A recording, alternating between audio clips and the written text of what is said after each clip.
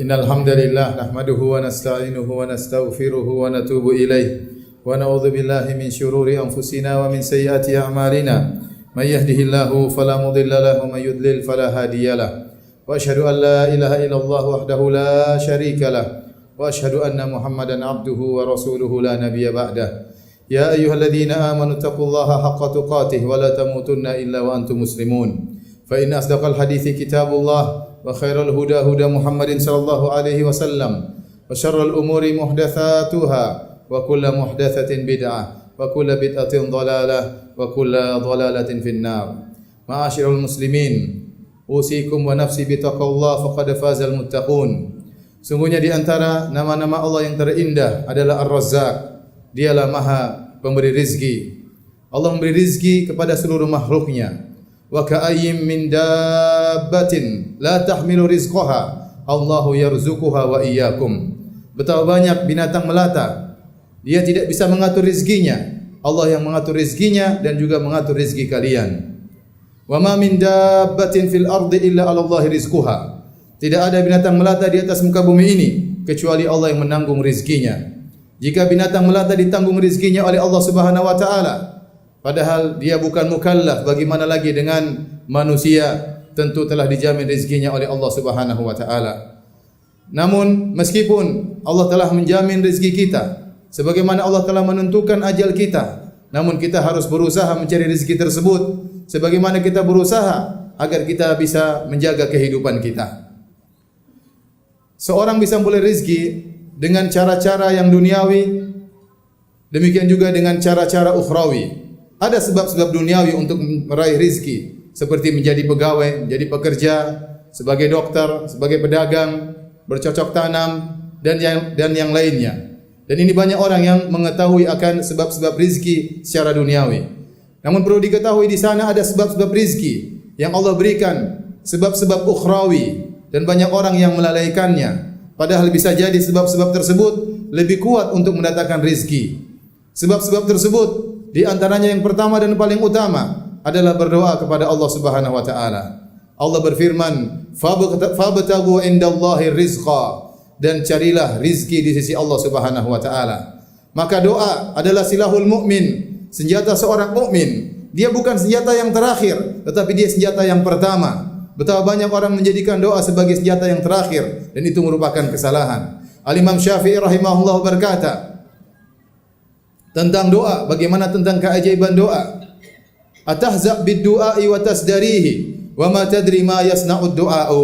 Apakah engkau meremehkan dan menganggap enteng doa? Kau tidak tahu apa yang bisa dilakukan oleh doa. Betapa banyak orang setelah berdoa, maka Allah bukakan bagi dia pintu-pintu rezeki. Yang kedua, sebab rezeki yang lain adalah bertakwa kepada Allah Subhanahu wa taala. Allah Subhanahu wa taala berfirman, "Wa may yattaqillaha yaj'al lahu makhraja wa yarzuquhu min haitsu la yahtasib." Barang siapa yang bertakwa kepada Allah, maka Allah akan memberi solusi baginya dan Allah akan memberikan rezeki kepadanya dari arah yang dia tidak sangka-sangka. Benar, rezeki dari arah yang tidak dia sangka-sangka, tidak dia pikirkan terlebih dahulu, tidak dia rencanakan terlebih dahulu, datang dengan tiba-tiba, tanpa letih, tanpa lelah. Itulah rizki datang dari arah yang tidak dia sangka-sangka. Caranya bagaimana? Dia bertakwa kepada Allah Subhanahu wa taala, menjalankan perintah Allah, menjauhkan dirinya dari larangan-larangan Allah Subhanahu wa taala. Bahkan sebagian ulama berkata, jika seorang meraih rizki dari arah yang dia tidak sangka-sangka, ketahuilah tanda bahwasanya itu dia bertakwa kepada Allah Subhanahu wa taala. Sebab berikutnya adalah bertawakal kepada Allah Subhanahu wa taala. Allah berfirman, "Wa may yatawakkal 'ala Allahi fahuwa hasbuh." Barang siapa yang bertawakal kepada Allah, maka cukuplah Allah baginya. Allah akan mencukupkan keperluannya. Nabi sallallahu alaihi wasallam bersabda, "Lau annakum tatawakkaluna haqqa tawakkuli." Kalau seandainya kalian bertawakal kepada Allah dengan sebenar-benar takwa, la razaqakum Allah kama yarzuqut thair, maka Allah akan beri rezeki kepada kalian sebagaimana Allah beri rezeki kepada burung. Taqdu khimasan wa taruhu bitana. Burung terbang di pagi hari dalam kondisi perut kosong, lantas balik dalam kondisi perut sudah kenyang.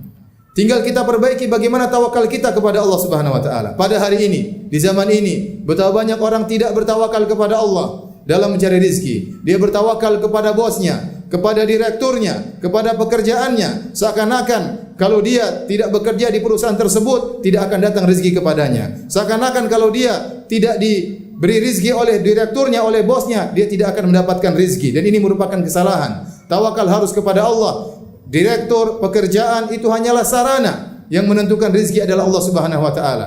Betapa banyak orang di PHK dari pekerjaannya, dikeluarkan dari pekerjaannya, lantas Allah bukakan bagi dia pintu-pintu rezeki yang lain. Jika Allah menutup satu pintu rezeki, Allah bisa membuka pintu-pintu yang lain bagi seorang hamba jika dia bertawakal kepada Allah Subhanahu wa taala. Ibnu Rajab Al-Hambali menjelaskan dalam kitabnya Jami'ul Ulum wal Hikam, jika seorang bertawakal kepada Allah dalam mencari rezeki dengan modal tawakal, kemudian berusaha mengambil ikhtiar, maka Allah akan mudahkan rezekinya bagi dia jika dia benarkan tawakalnya kepada Allah Subhanahu wa taala. Maka gantungkan hati Anda kepada Allah. Dialah yang Maha Pemberi rezeki, bukan manusia, bukan bos, bukan direktur.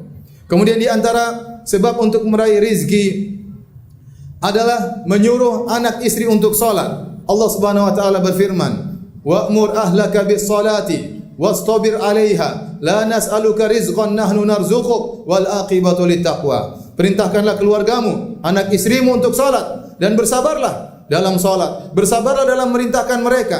La nas'aluka rizqan, kami tidak pernah minta rezeki kepadamu. Nahnu narzuquk, bahkan kami yang beri rezeki kepadamu. Kata para ulama ini dalil, barang siapa yang menjaga salat lantas merintahkan anak istrinya untuk salat, maka dia akan dimudahkan rezekinya oleh Allah Subhanahu wa taala. Betapa banyak orang sibuk mencari rezeki, siang dan malam dia lupa untuk menegur anaknya, lupa untuk memerintahkan istrinya salat. Padahal di antara pintu-pintu rezeki adalah menyuruh anak dan istri untuk salat, dan kita bersabar untuk memerintahkan mereka untuk salat.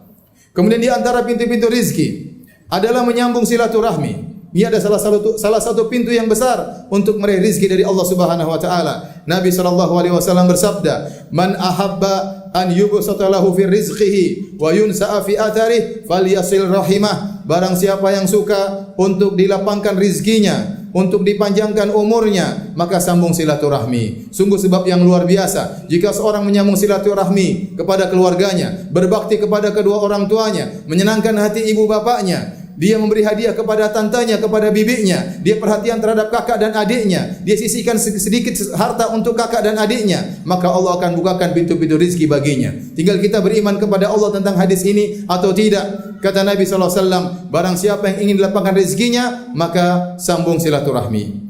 Dan di antara pintu-pintu rezeki yang sangat luar biasa adalah bersedekah dengan niat ikhlas karena Allah Subhanahu wa taala. Wa ma anfaqtum min syai'in fahuwa yukhlifuh wa huwa khairur raziqin. Apa saja yang kalian infakkan, maka Allah akan ganti, dan Dia adalah sebaik-baik pemberi rezeki. Nabi SAW bersabda, "Ma naqasat shadaqatun min mal." Sungguhnya sedekah tidak akan mengurangi rezeki. Sungguhnya sedekah tidak akan mengurangi harta. Secara zahir, kalau orang punya uang 1 juta, lantas dia infakkan 100 ribu, zahirnya akan kurang, tinggal 900 ribu. Tapi kata Nabi tidak akan berkurang. Mengapa bisa demikian? Itu urusan Allah Subhanahu wa taala. Yakinlah harta itu tidak akan berkurang. Allah akan kembalikan harta tersebut di dunia, belum lagi pahala yang Allah ganjarkan di akhirat kelak. Bahkan Allah menamakan seorang bersedekah seakan-akan dia beri hutang kepada Allah. Kata Allah, "Wa aqridullaha qardan hasana." Dan berikanlah hutang kepada Allah dengan hutang yang baik. Allah berfirman, "Man dzalladzi yuqridullaha qardan hasanan fayudha'ifahu lahu adha'afan katsira." Barang siapa yang memberi utangan kepada Allah Subhanahu wa taala, maka Allah akan lipat gandakan ganjaran baginya. Tatkala Allah menamakan bahwasanya sedekah adalah hutang, berarti Allah jamin akan kembalikan. Kalau ada orang kaya minta utang sama kita, kita tidak ragu-ragu untuk memberi utangan kepada dia, karena kita tahu asetnya banyak. Dia akan mengembalikan utang yang kita berikan kepada dia. Bagaimana lagi jika yang minta utang adalah zat yang maha kaya?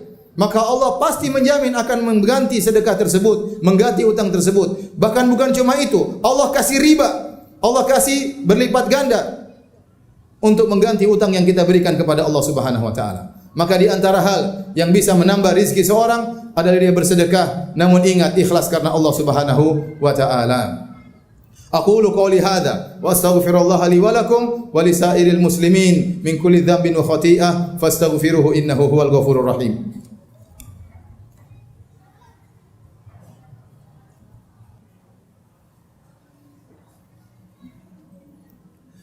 Alhamdulillahi ala ihsani wa syukru lahu ala taufiqihi wa amtinani wa asyhadu an la ilaha illallah wahdahu la syarika lahu ta'ziman li sya'ni wa asyhadu anna Muhammadan abduhu wa rasuluhu da'ila ridwani. Allahumma salli alaihi wa ala alihi wa ashabihi wa ikhwani.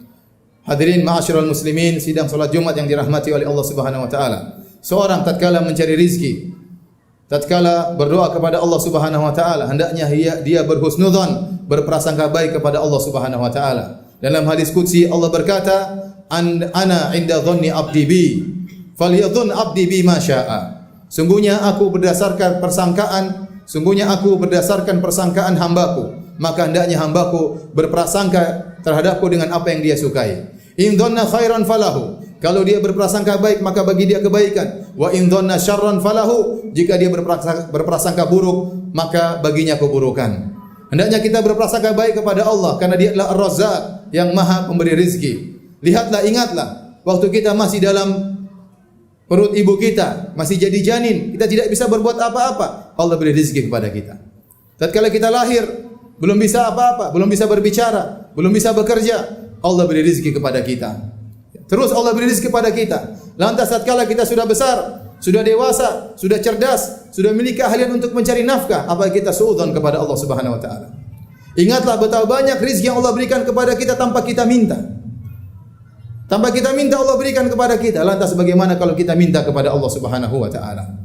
Oleh karenanya Nabi Musa alaihissalam tatkala dia diutus oleh Allah untuk pergi ke Firaun, dia berdoa kepada Allah dengan doanya yang masyhur, Rabbi shrah li sadri wa yassir li amri wahlul 'uqdatam min lisani yafqahu qawli waj'al li waziran min ahli Harun akhi, dan seterusnya. Dia berdoa, ya Allah, lapangkanlah dadaku dan mudahkanlah urusanku dan jadikanlah lisanku mudah untuk menyampaikan agar mereka mengerti apa yang aku sampaikan. Doa yang dia minta. Apa kata Allah Subhanahu wa taala? Qala qad utita su'laka ya Musa. Wahai Musa, aku telah mengabulkan permintaanmu sekarang juga. Kemudian kata Allah, wa laqad mananna 'alaika marratan ukhra. Sungguh kami telah berikan engkau karunia sebelumnya. Kapan id auhayna ila ummika ma yuha? Tatkala engkau masih kecil, tatkala kau baru dilahirkan, tatkala tentara Firaun ingin membunuhmu, Allah menyelamatkan Nabi Musa. Waktu dia masih kecil, belum bisa minta, belum bisa apa-apa, Allah berikan karunia kepada dia. Coba kita renungkan diri kita. Betapa banyak nikmat karunia yang Allah berikan kepada kita tanpa kita minta. Allah sayang kepada kita. Lantas apakah tatkala kita minta kepada Allah, Allah tidak akan berikan kepada kita? Maka hendaknya kita husnudzon kepada Allah Subhanahu wa taala. Jangan berprasangka buruk. Kata Nabi sallallahu alaihi wasallam tadi dalam hadis qudsi, in dhanna khairan falahu. Barang siapa yang berprasangka baik kepada Allah, maka kebaikan baginya. Wa in dhanna syarran falahu. Dan barang siapa berprasangka buruk kepada Allah, maka keburukan baginya. Dan terakhir, yang perlu kita ingat, yang jadi patokan bukan banyaknya harta, bukan jumlah harta yang banyak. Yang menjadi patokan, yang menjadi perhatian kita adalah berkahnya suatu harta. Betapa banyak orang hartanya sedikit, dia berusaha mencari dari harta yang halal, dia berusaha menelusuri cara-cara yang halal, namun dia mengumpulkan harta tidak banyak, tetapi Allah berkahi hartanya tersebut. Hartanya sedikit, namun ternyata dia bisa gunakan untuk ibadah, dia masih sempat berbakti kepada orang tua, dia masih menyambung silaturahmi. Ada sebagian orang hartanya banyak, segala cara dia tempuh, cara-cara yang haram dia tempuh sehingga dia mengumpulkan harta yang banyak, namun tidak berkah. Dia habiskan untuk berfoya-foya, ya. Sering ditimpa dengan musibah, sering terjadi problematika rumah tangga dan yang lainnya, tidak berkah hartanya. Maka seorang berusaha untuk mencari harta yang berkah. Yang lebih indah lagi tatkala orang diberikan harta yang banyak, kemudian dia gunakan, disalurkan di jalan-jalan Allah Subhanahu wa taala, maka semakin berkah hartanya dan semakin dia dinaungi oleh Allah pada hari kiamat kelak. Kata Nabi sallallahu alaihi wasallam tentang padang mahsyar, tatkala matahari turun dalam jarak 1 mil, kata Nabi sallallahu alaihi wasallam, kullu mri'in fi dhilli shadaqatihi yaumal qiyamah. Sungguhnya seorang berada di bawah naungan sedekahnya pada hari kiamat. Maka semakin seorang banyak bersedekah, maka semakin besar naungannya pada hari kiamat kelak. Inna Allaha malaikatahu yusalluna 'alan nabi ya ayyuhalladzina amanu sallu 'alaihi wa sallimu taslima. Allahumma salli ala Muhammad wa ala ali Muhammad كما صليت على إبراهيم وعلى آل إبراهيم إنك حميد مجيد وبارك على محمد وعلى آل محمد كما باركت على إبراهيم وعلى آل إبراهيم إنك حميد مجيد اللهم اغفر للمسلمين والمسلمات والمؤمنين والمؤمنات الأحياء منهم والأموات إنك سميع قريب مجيب دعوات ويا قاضي الحاجات اللهم آت نفوسنا تقواها وزكها أنت خير من زكاها أنت وليها مولاها يا الرزاق ارزقنا خير الرازقين يا الرزاق ارزقنا رزقا حسنا وأنت خير الرازقين وأنت خير الرازقين اللهم ارحمنا برحمتك يا أرحم الراحمين اللهم ارحمنا برحمتك يا أرحم الراحمين اللهم إنا ظلمنا أنفسنا وإن لم تغفر لنا وترحمنا لنكونن من الخاسرين ربنا آتنا في الدنيا حسنة وفي الآخرة حسنة